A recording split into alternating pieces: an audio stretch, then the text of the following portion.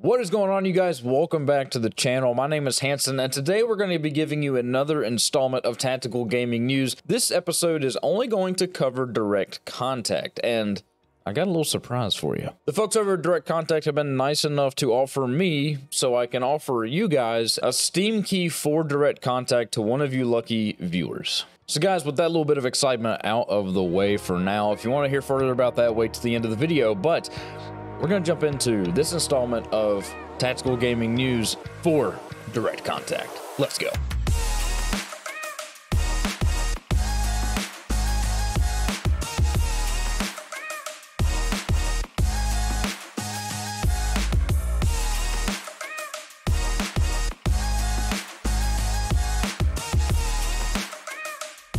Alright guys, the first thing is a super small thing, but a good option to have. The first thing we have here is going to be repinning of grenades. It has been added into the game where you can now repin a grenade. By once you've pressed G to activate the grenade, you can then Alt and left mouse click in order to get the pin back in there. Now I don't know how many of you guys have held a live grenade and attempted trying to shove that little pin back in the hole. It's terrifying. It's good to have that little bit of a flexibility in the game. I think it'd be neat if there was a bit of a time frame, that like a time limit that takes, like maybe a couple seconds or something like that. I think that might be a little cool addition into the game. Food for thought. There have been huge changes to the Eastern Armenia map. For example, all the doors in the map are now interactive, so you can actually move through. That's a big move in development. That takes a lot of work on the development side. Also, there is a new spawn system. This is still a work in progress and not really much is spoken about it in the update form, but it's good to see that there are some changes because some of the spawning has been a little off. So it's good to see that a lot of work is being put into that. All right, guys, another huge addition to the game that's going to be a lot of fun. Don't let Ed know that I'm doing this at the base. If he asks, I was doing this at the range. The reason we're doing it here is I'm waiting on the helicopter to come back so I can go on a mission. But I want to tell you guys about this because I can't wait. So there is now introduced into the game an RPG. Seeing explosive options being able to be used by the players is a huge step forward in this game's development. It's good to see. We're going to launch one off right now. Like I said, if Ed asks, we were doing this at the range, okay? Don't let Ed know. Here we go. Oh, look at that. That looks so good. Oh, look at all the smoke that blew up. That looks amazing. That looks fantastic. So guys, another huge deal, and this is where we're going to end off all the updates. This is massive. This is huge. It's big for the community if it's done right.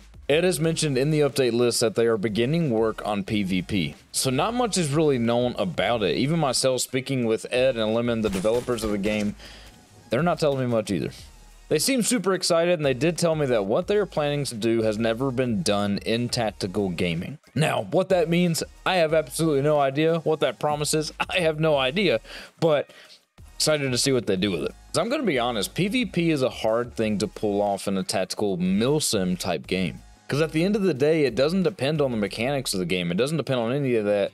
It depends on the player base. You could have the most tactical game, the most realistic movement maneuver game out there, but if you have a player base who wants to run around like Call of Duty, it's going to become Call of Duty. However, let me fill that in with some hope. If you guys aren't a member of the Direct Contact Discord, I highly recommend you jump in there. When I scroll through the conversations, even in the general chat and some of the more chat about tactical gameplay, I see a very promising player base. I see a group of players who are interested in the hardcore milsim type game. I see a player base who wants to jump into a map with tactics, with a plan, with maneuvers that make sense, and hard tactics. So, if that player base stays with Direct Contact, this PvP is going to be amazing.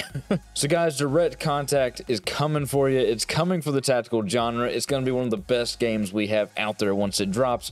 It's currently in the pre-alpha, pre-demo testing phase of the game. So if you get the game and jump in there and you do run into things that you think can be improved or bugs or anything like that, make sure you're hopping in the Discord and letting the developer Ed know that so that it can be addressed so we can all make this the best tactical game out there. And if you want a chance to get the game through a giveaway, here's how. It's pretty simple, guys. Drop a like and drop a comment on the video. I'm not going to make subscribing a requirement.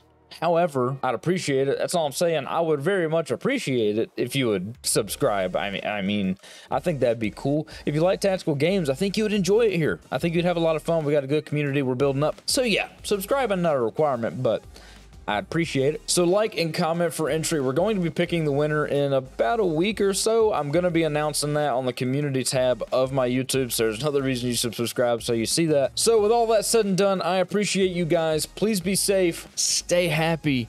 Peace out.